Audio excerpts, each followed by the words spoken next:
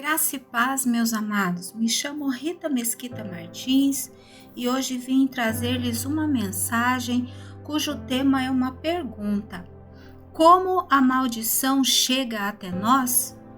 Meus amados, as maldições chegam até nós pelas nossas atitudes, nossas ações e também pelas palavras que nós proferimos. Palavras de maldição. Quando nós praticamos o pecado, nós entramos em desobediência com o Senhor. E aí nós atraímos maldições para nós e para os nossos descendentes. E também quando nós proferimos palavras de maldição, quando nós dizemos que a pessoa, o nosso filho, o nosso cônjuge não vai dar nada na vida, não serve para nada, ou que você preferia que ele estivesse morto, todas essas palavras são palavras de maldição que nós lançamos e isso pode ocasionar esses acontecimentos na vida dessas pessoas, porque são palavras proferidas por autoridades, né? Quando um cônjuge profere uma palavra dessa para sua esposa ou vice-versa, ele é uma autoridade. Quando o pai ou a mãe profere uma palavra dessa para o seu filho, um profissional, uma autoridade municipal, um patrão, então são palavras de maldição que são lançadas para aquela pessoa. E aquela pessoa ela pode introspectar aquelas palavras e ela passa a agir de acordo com aquilo, ou seja, a sua vida acaba sendo bloqueada emocionalmente, materialmente por palavras de maldição. Eu trouxe para exemplificar essas situações que eu citei, 2 capítulos. Um está em Josué, capítulo 7, que se refere ao pecado de Acã e as suas consequências. Vocês devem já conhecer esse texto, né? Refere-se quando Jericó foi tomada, né? Que Josué e os israelitas destruíram a cidade. No capítulo 6, no versículo 18, Josué dá uma instrução aos israelitas para ficarem longe das coisas consagradas, que não se apossassem de nenhuma delas, para que não fossem destruídos. Do contrário, teriam destruição e desgraça ao acampamento de Israel. Que toda a prata, todo o ouro, todos os utensílios de bronze, de ferro, que são consagrados, pertencem ao Senhor e deverão ser levados para o seu tesouro. Foi essa a instrução que ele disse: não peguem nada para vocês. Só que Acã, quando viu toda aquela riqueza, né, aqueles despojos lá do que restou da destruição de Jericó, não resistiu e pegou algumas coisas para ele e os escondeu no seu acampamento, na sua tenda. Bom, passado esse episódio, né, os israelitas, ao comando de Josué, eles enfrentaram um povo que eles precisavam vencer aquele obstáculo para dar sequência à passagem que eles estavam no deserto. E quando eles guerrearam contra Ai, eles acabaram perdendo essa guerra.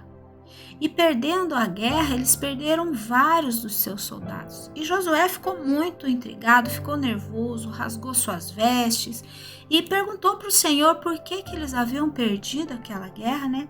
Justamente depois que eles venceram ali Jericó.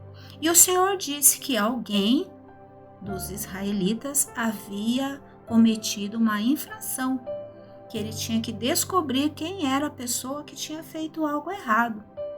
E foi aí que conta a história do capítulo 7 todo sobre esse texto, né? Onde Acã acaba confessando que foi ele que acabou pegando algumas coisas para si, dos despojos que ele encontrou lá, pegou uma capa, alguns quilos de prata e tal, ouro, enfim, confessou o crime, né? E por isso toda Israel perdeu aquela batalha.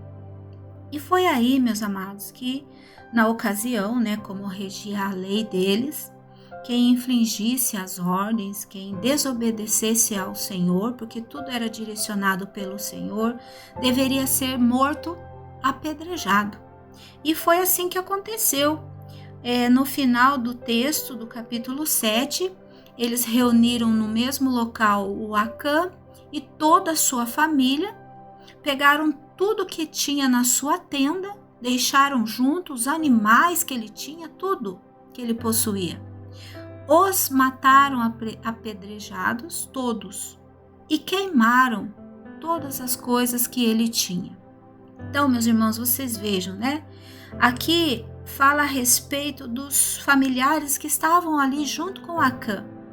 Mas esse pecado, ele pode gerar nas nossas famílias por várias gerações, né?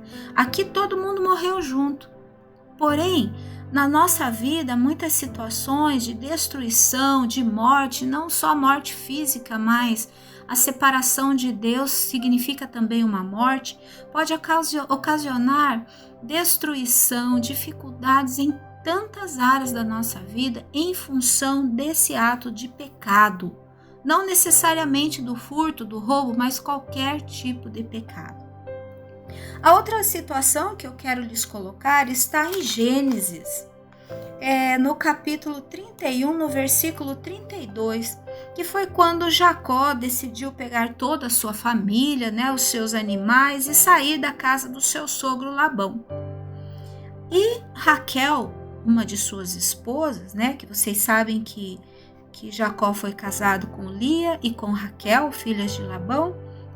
Raquel, ela quando foi sair, ela resolve roubar o seu próprio pai. Pegou alguns ídolos, né, alguns deuses que ele tinha lá, escondeu na sela do seu camelo e ficou bem quietinha. E eles foram embora. Passado alguns dias, Labão descobriu que eles haviam ido embora, fugidos, não havia comentado com ninguém, foi atrás deles e deu falta desses ídolos, desses deuses. Ele entendeu que Jacó havia roubado. E quando eles os interceptaram num determinado local, Labão questionou Jacó por que ele roubou, né, os seus ídolos. E lá no versículo 32, como eu já citei aqui, do capítulo 31, Jacó lança uma palavra que a gente percebe que ele estava com muita raiva porque Labão estava ali acusando de roubo e ele não tinha roubado, ele não sabia que a sua esposa havia feito isso. E ele lança a seguinte palavra, quanto aos seus deuses, quem for encontrado com eles não ficará vivo. Essa foi a palavra que Jacó lançou. Passado um tempo, não diz quanto aqui na Bíblia, Raquel, que já tinha um filho, né, José, engravidou de um segundo filho. E quando ela estava dando à luz ao Benjamim, ela começou a passar mal, teve problemas e complicações no seu parto. E o que aconteceu com ela? Morreu. Né? Morreu em função desta palavra, do pecado que ela havia cometido e dessa palavra que o seu esposo lançou sobre a pessoa que havia roubado os ídolos do sogro. Então vejam, meus amados, essas duas passagens nos relatam o quão é prejudicial nós andarmos em desobediência ao Senhor.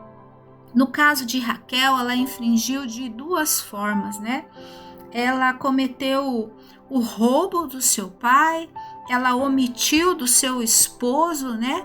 Ela havia, alguns capítulos atrás, recebido a bênção do Senhor de ser mãe, porque ela era estéril, ela já tinha gerado um filho, posteriormente ela gerou outro e a sua vida foi interrompida. Muitas vidas hoje em dia, meus irmãos, são interrompidas por falta de bom senso da nossa parte. Nós atraímos demônios para a vida dos nossos familiares, dos nossos descendentes, através das nossas atitudes, através do nosso pecado. Então, quando nós pecamos, nós desobedecemos o Senhor, nós quebramos os princípios e aí nós ficamos sujeitos a essas maldições, nós e os nossos descendentes. Assim como aconteceu com Acã, assim como aconteceu com Raquel, né? Em função dessa situação que ela viveu. Porque nós temos que entender o seguinte, meus amados: só existem dois lados para nós nos posicionarmos. Ou nós estamos no mundo da luz, junto com Deus, nosso Pai, Jesus Cristo, o nosso Salvador, ou nós estamos no mundo das trevas, com Satanás, seus demônios, fazendo aquilo que desagrada ao Senhor, cometendo pecados. Não tem como, meus irmãos, nós estarmos uma hora com Deus, outra hora com Satanás. Nós temos que nos posicionar. E a melhor forma para a gente se posicionar é lógico, né? É nós optando, nós estando com Jesus, com Deus, seguindo os seus princípios, seguindo tudo aquilo que Ele nos determinou, né, através dos mandamentos. E é o que rege o mundo espiritual, porque cada vez que nós infringimos algo que foi determinado por Deus e nós entramos em desobediência, nós causamos morte, destruição, bloqueios espirituais, mortes emocionais para nós e para os nossos descendentes. Quando nós proferimos uma palavra de maldição contra o nosso filho, aquelas pessoas que estão sobre a nossa cobertura, sobre a nossa responsabilidade, nós atraímos para ela e para nós também maldições. Então nós temos que prestar bastante atenção em tudo aquilo que nós praticamos, as nossas atitudes, né? E tudo aquilo que nós proferimos, porque lá em Tiago 3 fala que a gente tem que tomar um cuidado com a nossa língua. A nossa língua, se ela profere bênçãos, ela não pode proferir maldições. Então aí já tem essa comparação, né? Ou você está no mundo da luz ou você está no mundo das trevas. Se a sua boca profere bênçãos, não tem condição da mesma boca proferir maldição.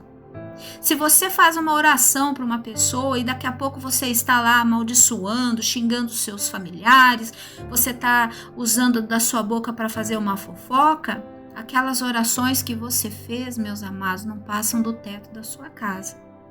Então nós temos que tomar muito cuidado com as murmurações, com aquilo que sai da nossa boca, porque toda palavra tem um peso no mundo espiritual. E assim como aconteceu com Raquel, acontece com muitas pessoas, né?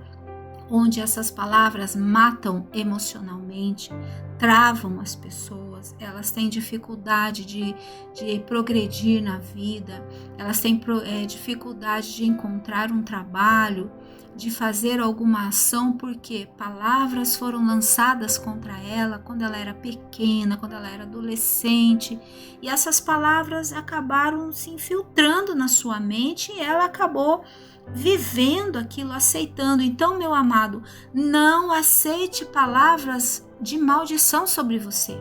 Se alguma pessoa lhe disser algo que seja contrária àquilo que Deus deseja para nós, que são bênçãos, você rejeite, fala: eu repreendo em nome de Jesus essas palavras, eu não aceito, eu não recebo.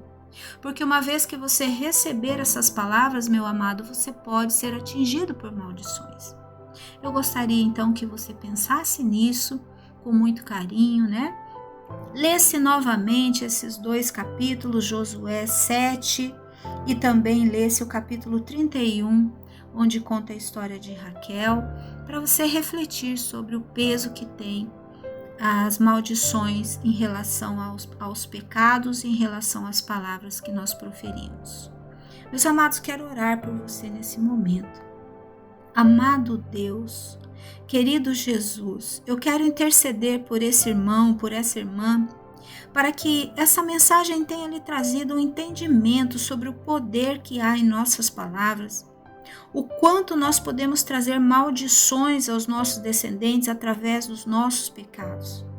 Peço ao Senhor que visite a casa, que visite o coração dessa pessoa que está ouvindo esta mensagem, para que o arrependimento, o desejo de confessar os seus pecados, de mudar de atitude, possam envolvê-los, fazendo com que eles entendam que ou estamos vivendo na luz ou estamos vivendo nas trevas. E nós podemos, com essa escolha, trazer sérias consequências para nós e também para os nossos descendentes.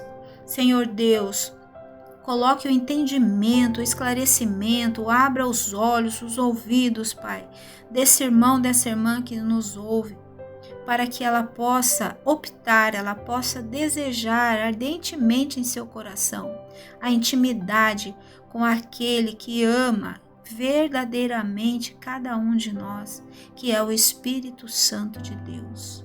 Amém.